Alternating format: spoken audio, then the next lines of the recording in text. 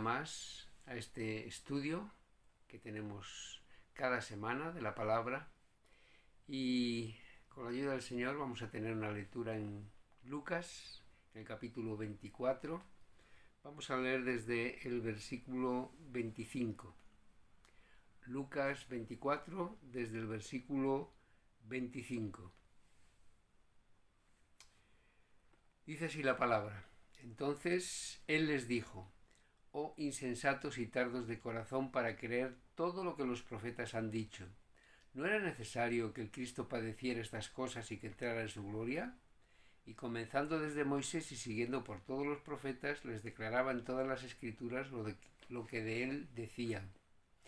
Llegaron a la aldea donde iban y él hizo como que iba más lejos. Mas ellos lo obligaron a quedarse diciendo: Quédate con nosotros, porque se hace tarde y el día ya ha declinado. Entró pues a quedarse con ellos. Y aconteció que estando sentado con ellos a la mesa, tomó el pan y lo bendijo, lo partió y les dio. Entonces les fueron abiertos los ojos y le reconocieron. Mas él se desapareció de su vista. Y se decían el uno al otro: ¿No ardía nuestro corazón en nosotros mientras nos hablaba en el camino y cuando nos abría las escrituras? Y levantándose en la misma hora volvieron a Jerusalén y hallaron a los 11 reunidos y a los que estaban con ellos, que decían: Ha resucitado el Señor verdaderamente y ha aparecido a Simón. Entonces ellos contaban las cosas que les habían acontecido en el camino y cómo le habían reconocido al partir el pan. Vamos a poner este tiempo en las manos del Señor con una oración. Padre nuestro que estás en los cielos, te damos gracias, Señor, porque en tu bondad permites que podamos seguir estudiando tu palabra aún en la distancia por estos medios que tú nos das. Pero te pedimos, Señor, que sea tu Espíritu Santo guiándonos en el estudio de la palabra, aprendiendo lo que tenemos que aprender para cada uno, Señor, y que podamos exponer, Señor, tu palabra conforme a tu voluntad, para que haga aquel propósito que tú tienes encomendado para ella. Te lo pedimos en el nombre de Jesús. Amén. Cuando leemos esta historia en el camino a Emmaús, ¿nos pasa que tenemos como una satisfacción de saber el final? Es como en las películas cuando nos anticipan el desenlace, de alguna manera nos están diciendo qué es lo que hay y los protagonistas no saben qué es lo que hay, pero nosotros tenemos la satisfacción de saber qué es lo que está pasando. Y aquí está pasando igual, ¿no? No es porque conozcamos el final, pero sí sabemos lo que Lucas nos está diciendo en los versículos anteriores a este interesante pasaje. Nos está hablando nada más y nada menos que de la resurrección de Jesús. Y los protagonistas, estos dos discípulos de Jesús, uno mencionado como Cleofás, pues no saben que Jesús ya ha resucitado. Y nosotros sí lo sabemos, ¿no? Entonces estamos como con esa satisfacción de decir qué cara van a poner cuando se enteren, ¿no? Aquí nos dice que estas cosas, todas estas cosas, la resurrección, lo que pasa en el camino en Emmaús, la aparición de Jesús a sus discípulos, suceden el primer día de la semana, el domingo, y esto nos lo repite en el versículo 1 y en el versículo 13, el primer día de la semana. Así que estamos observando esta historia con esa ventaja y vemos a esos discípulos de Jesús. Sabemos que son discípulos porque dice dos de ellos, dice en el versículo 13. Vemos que están totalmente desmoralizados, desanimados, han perdido la esperanza, porque la última imagen que tienen de Jesús es la de su cadáver colgado en una cruz y luego enterrado, introducido en aquella tumba en la roca, ¿no? Igual que si fuese un hombre cualquiera, ¿no? Que ha fallecido y que lo van a enterrar. Así que están desanimados porque todas sus expectativas se han derrumbado con esa terrible imagen, ¿no? Dice en el versículo 21, esperábamos que Él era el que había de redimir a Israel. Esa era la perspectiva que tenían los discípulos desde su interpretación del Antiguo Testamento. Si Jesús era el Cristo, el Mesías prometido, el Mesías esperado, era el que tenía que liberar a Israel de sus enemigos. Y esa era la interpretación más materialista, digamos, ¿no? Que ellos habían hecho.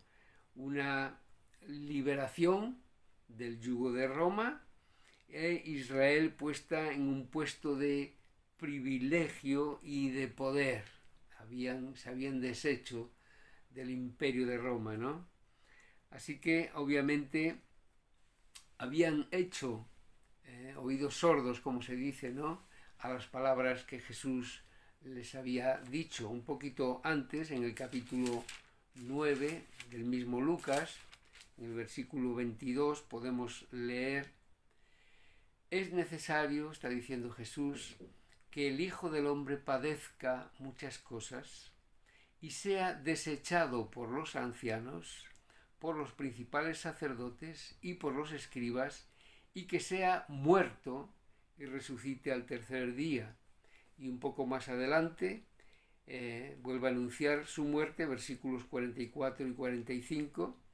Haced que os penetren bien en los oídos estas palabras. Fijaros que lo recalca. Haced que os penetren bien en los oídos estas palabras. Porque acontecerá, va a suceder, que el Hijo del Hombre será entregado en manos de hombres, mas ellos no entendían estas palabras, pues les estaban veladas para que no las entendiesen, y temían preguntarle sobre esas palabras. No es que no entendiesen lo que Jesús decía, porque entendían el significado del idioma que hablaba, ¿no? Hablaban el mismo idioma, entendían las palabras que decía. Lo que no les llegaba era la comprensión del mensaje. Su comprensión estaba como velada, como oculta, y no llegaban a comprender que realmente les estaba hablando de su muerte y de su resurrección. Tal vez la idea fija que se habían hecho del Mesías era una barrera que impedía aceptar lo que Jesús estaba diciendo, que sonaba como a derrota.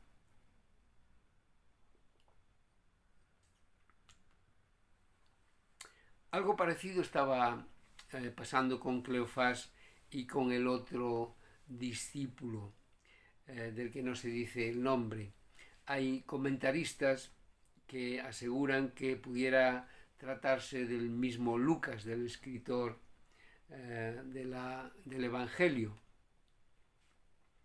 Vamos a mirar el versículo 16, está diciendo: mas los ojos de ellos estaban velados para que no le conociesen. ¿Os fijáis? Está pareciendo una cosa parecida a los discípulos cuando oían el mensaje de la muerte de Jesús.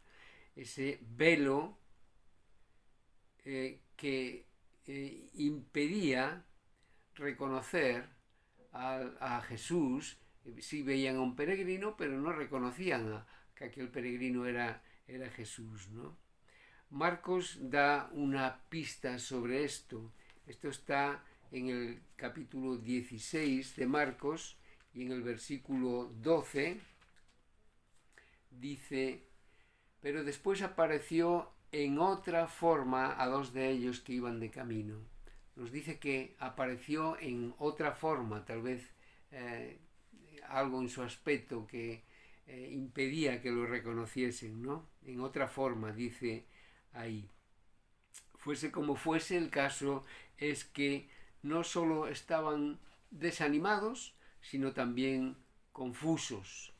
En el relato nos cuenta que habían oído a las mujeres que decían que no hallaron el cuerpo, y había discípulos que también habían ido al sepulcro y tampoco habían encontrado el cuerpo de Jesús. Así que estaban llegando rumores y y noticias que los tenían totalmente desconcertados.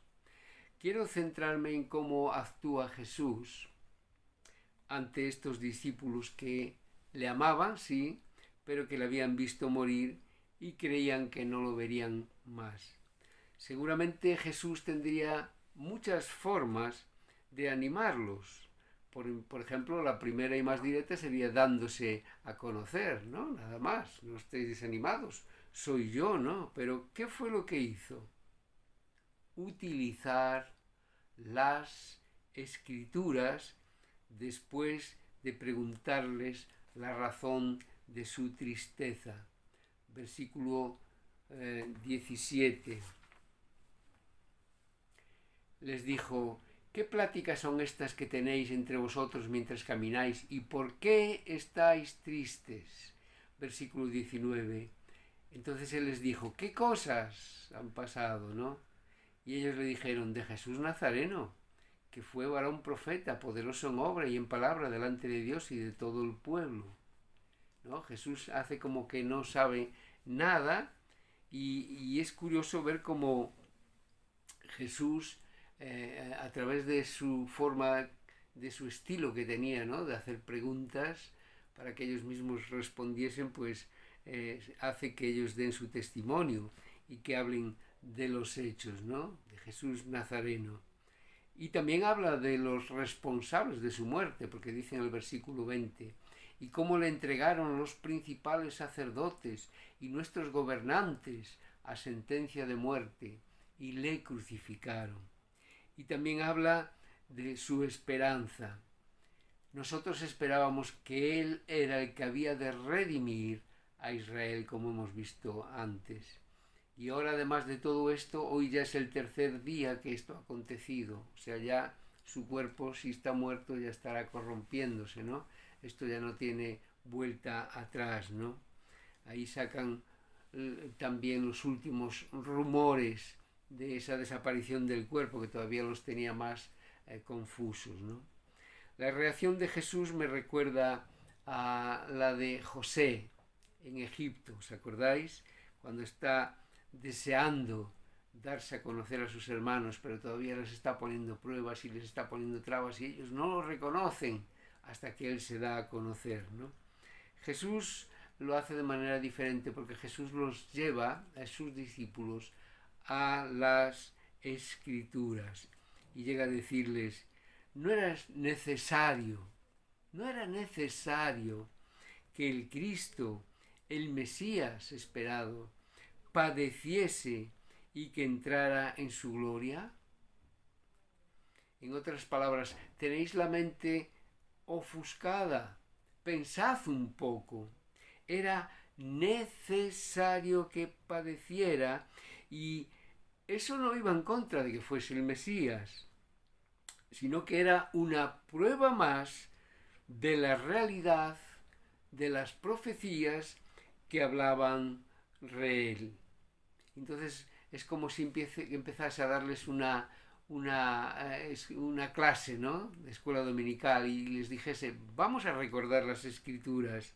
Y dice en el versículo 27 que, comenzando desde Moisés y siguiendo por todos los profetas, les declaraba en todas las Escrituras lo que de Él decían, ¿no?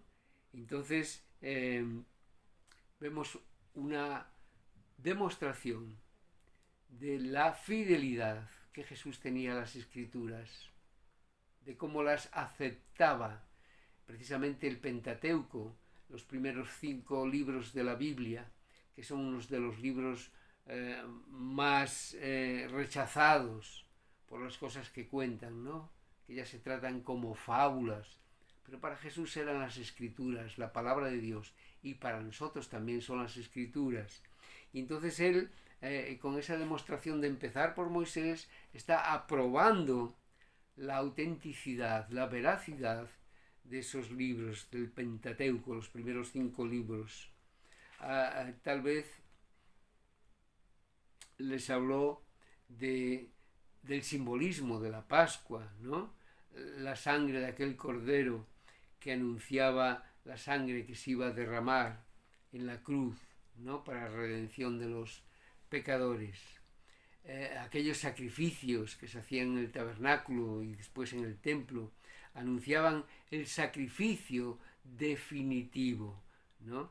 Y siguió, dice que siguió después de Moisés con los profetas. Así que lo vemos ahí en Isaías. El primer capítulo que se nos viene a la mente es Isaías 53, ¿no? Donde habla del siervo sufriente. Pero también mencionaría a lo mejor el capítulo 9, el capítulo 11 o el capítulo 61.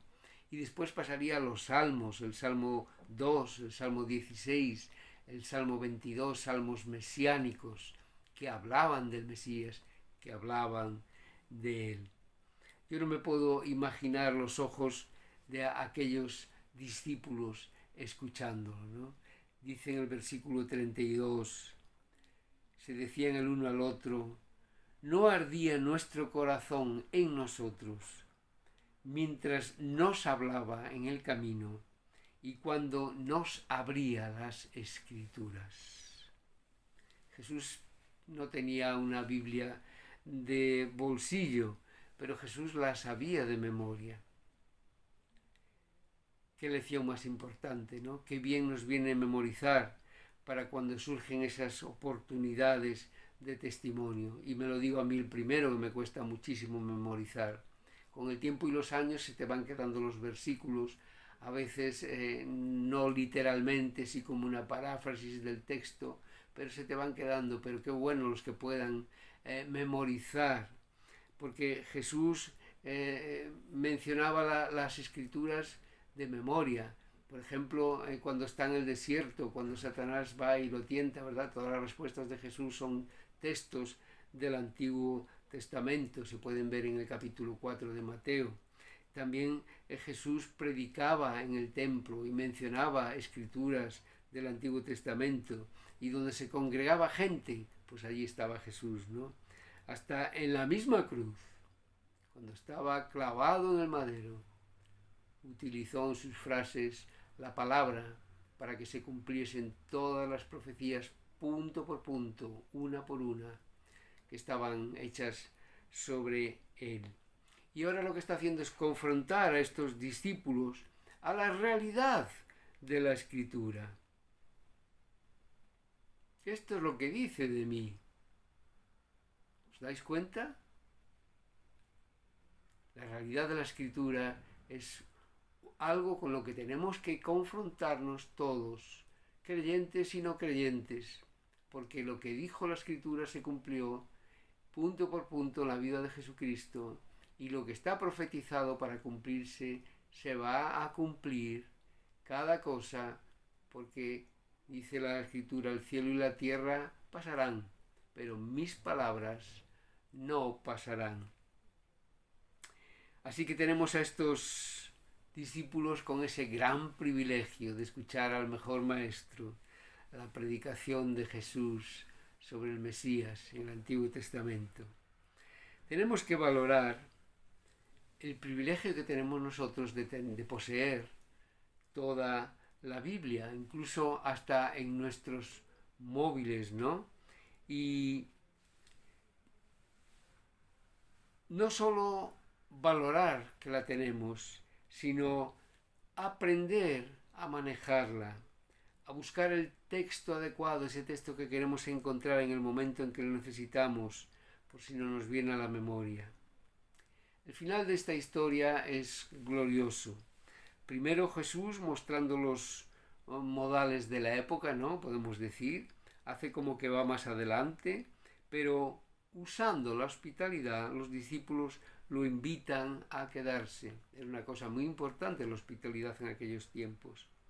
Y dos lecciones más. Primero, dice en Hebreos capítulo 13 y versículo 2, Hebreos 13, 2,